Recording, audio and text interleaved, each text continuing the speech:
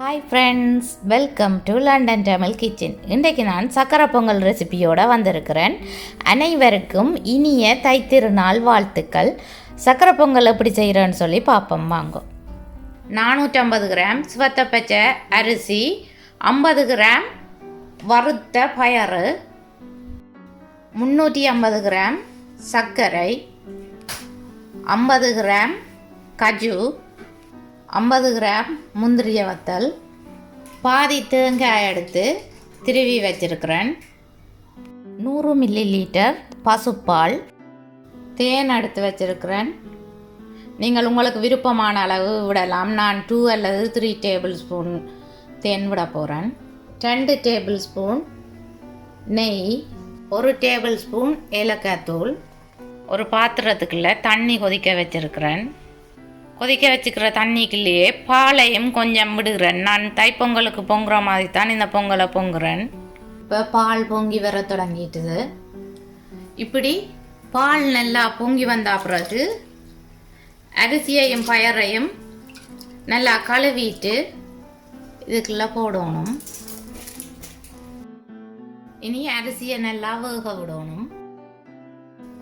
அரிசியை இடக்கிட கிளறி பார்க்கணும். அவிஞ்சிட்டுதோண்டு அடுப்பை மீடியம் ஹீட்டிலேயே வச்சுருக்கணும். அரிசி அவிஞ்சு வந்த பிறகு கூடுதலாக இருக்கிற தண்ணியை கரண்டியால் அள்ளி எடுக்கிறேன்.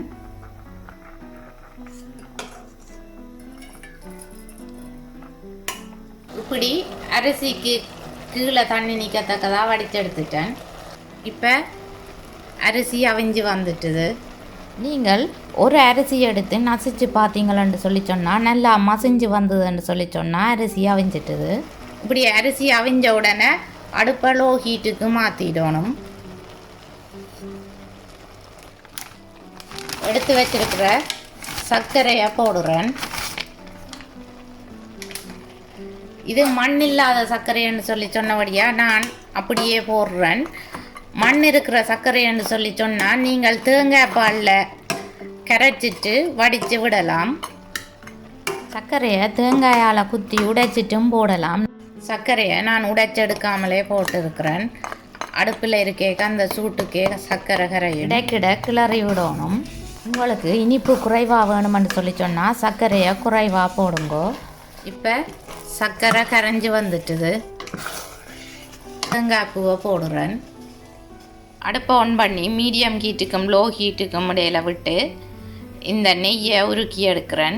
நெய் கொதிச்சா பிறகு கஜுவை போட்டு பொரிச்சு எடுக்கணும். கஜு இப்படி அரைப்பதத்துக்கு பொரிஞ்சு வந்தோடனே எடுத்து வச்சிருக்கிற முந்திரிய வத்தலை போட்டு பொரிக்கிறேன். முந்திரிய வத்தல் இப்படி ஊதி வரத்தக்கதாக பொரிச்சு எடுக்கணும். இப்போ அடுப்பு ஆஃப் பண்ணுறேன். பொரிச்சு வச்சிருக்கிற கஜுவையும் முந்திரிய வத்தலையும் அதுக்குள்ளே இருக்கிற நெய்யோடையே போடணும். 2 டேபிள் ஸ்பூன் தேன் விடுகிறேன். எடுத்து வச்சுக்கிற ஏலக்காய் தூளையும் போடுறேன். போட்டுட்டு நல்லா மிக்ஸ் பண்ணி விடணும். அடுப்பை லோ ஹீட்டிலேயே வச்சிருங்கோ, அல்லது அடி பிடிச்சிடும்.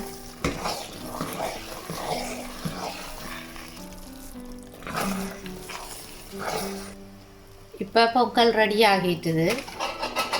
பொங்கலை பார்த்தீங்கன்னா திக்காகவும் வந்துட்டு. அடுப்பு ஆஃப் பண்ணுறேன். சுட சுட பொங்கல் ரெடி.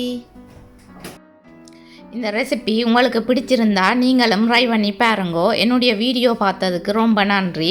இதுவரைக்கும் என்னுடைய சேனலை சப்ஸ்கிரைப் பண்ணின எல்லோருக்கும் நன்றி. மீண்டும் இன்னும் ஒரு இன்ட்ரெஸ்டிங்கான ரெசிபியில் உங்களை சந்திக்கும் வரை உங்களிடமிருந்து விடைபெறுவது உங்கள் மதி. பாய்.